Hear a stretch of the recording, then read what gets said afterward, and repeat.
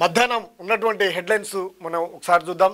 దారుణాతి దారుణంగా హైదరాబాద్లో నిన్న జరిగినటువంటి బాలిక హత్య అనేక కోణాలకు వెళ్తూ ఉంది. 18 కత్తిపోట్లు పొడిచినటువంటి దారుణమైనటువంటి సంఘటన చోటు చేసుకుంది. హృదయ విదారకంగా ఎంతో చెప్పడానికి పదాలు చాలని అంత నీచానికి దిగజారినటువంటి పరిస్థితి ఇది. మరి ఎందుకు ఈ విధంగా చేశారు? నిజంగా హత్య చేయాలనే చేశారా లేదా ఏదైనా క్షుద్ర పూజల కోసము చేశారనే అనుమానం కూడా వ్యక్తమవుతుంది.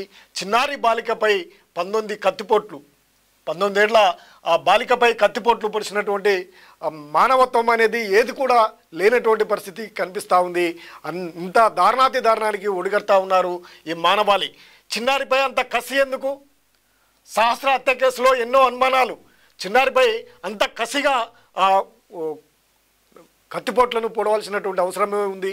ఎందుకు ఈ విధంగా చేశారన్నదే ప్రశ్నార్థకం. ఏ విధంగా ఎందుకు చేసినా ఇది ఇంత దుర్మార్గమైనటువంటి నీచమైనటువంటి చర్యలకు దిగబారిపోవడం ఈ మానవ వ్యవస్థ ఇంత దుర్మార్గంగా పోతుందని చెప్పొచ్చు.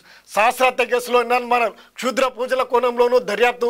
పోలీసుల అదుపులో అనుమానితుడు. ఇక ఒక అనుమానితుడు అయితే తీసుకున్నారు పోలీసు అదుపులో. మరి ఏమైనా క్షుద్ర పూజలు ఈ ఆధునిక యుగంలో కూడా ఈ క్షుద్ర పూజలకు సంబంధించినటువంటి పూజలు అనేకమైనటువంటి జరుగుతూ ఉన్నాయి. వీటి వల్ల కూడా అనేకమైనటువంటి అనర్థాలు కూడా జరుగుతున్నటువంటి పరిస్థితి. ఎంతోమంది ముక్కు పచ్చలారని బాలికలు హత్యలకు గురవుతూ ఉన్నారు. ఎంతోమంది బలి అవుతున్నటువంటి పరిస్థితి కూడా మనకు కళ్ళకు కనిపిస్తున్నట్టు ఇంత దుర్మార్గపు స్థితికి దిగజారినటువంటి వ్యవస్థను ప్రక్షాళనం చేయాల్సినటువంటి అవసరం అయితే ఉంది. కుక్కట్పల్లి పరిధిలోని సంగీత నగర్లో నిన్న బాలిక సహస్ర దారుణ హత్య ఘటన కలకలం రేపిన సంగతి తెలిసిందే. అయితే 12 ఏళ్ల బాలికపై దుండగులకు ఎందుకింత కసి ఉందో పోలీసులకు అంతుచిక్కడం లేదు. ఈ సంఘటనపై సైబరాబాద్ పోలీసులు దర్యాప్తు ముమ్మరం చేశారు. ప్రాథమికంగా సహస్ర మెడపై 15 కత్తిపోట్లు, మెడపైనే శరీరంపై 4 కత్తిపోట్లు ఉన్నట్లు ఫోరెన్సిక్ వైద్యులు ప్రైమరీ రిపోర్ట్లో తెలిపారని సమాచారం. కత్తిపోట్లు కూడా చాలా చిన్న కత్తితో పొడిచి ఉంటారని వైద్యులు అనుమానం వ్యక్తం చేసినట్లు తెలుస్తుంది.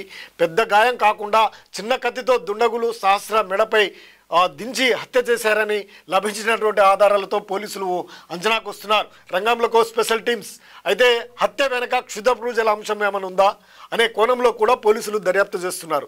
సహస్రను వదిలి తల్లిదండ్రులు ఇంట్లో నుంచి వెళ్ళినటువంటి గంట తర్వాత 10 గంటల 30 నిమిషాలకు నుంచి 11 గంటల మధ్యలో చంపేశారని పోలీసులు అనుమానిస్తున్నారు. సీసీ కెమెరాలు సాంకేతిక ఆధారాలతో కొంత పురోగతిని సాధించినప్పటికీ అవి నిందితుల ఆచూకీ చూపించలేకపోవడంతో ఇతర కోణాలపై దృష్టి పెట్టారు. ప్రస్తుతం ఆ భవనంలో అద్దెకు ఉంటున్నటువంటి ఒడిశాకు చెందిన వ్యక్తి అదుపులోకి తీసుకొని ప్రశ్నిస్తున్నారు. అతను గత 2 ఏళ్లుగా ఉద్యోగం లేకుండా ఇంట్లోనే ఉంటున్నారని సమాచారం. ఈ కేసు మిస్టరీని ఛేదించేందుకు సైబరాబాద్ పోలీసులు ఉన్నతాధికారులు పలు టీంల రంగంలోకి దింపారు. దర్యాప్తు వివరాలను పోలీసులు గోప్యంగా ఉంచుతున్నారు. త్వరలోనే నిందితులను పట్టుకునేందుకు విశ్వ ప్రయత్నాలు చేస్తున్నట్టు అధికారులు అయితే చెప్తున్నారట.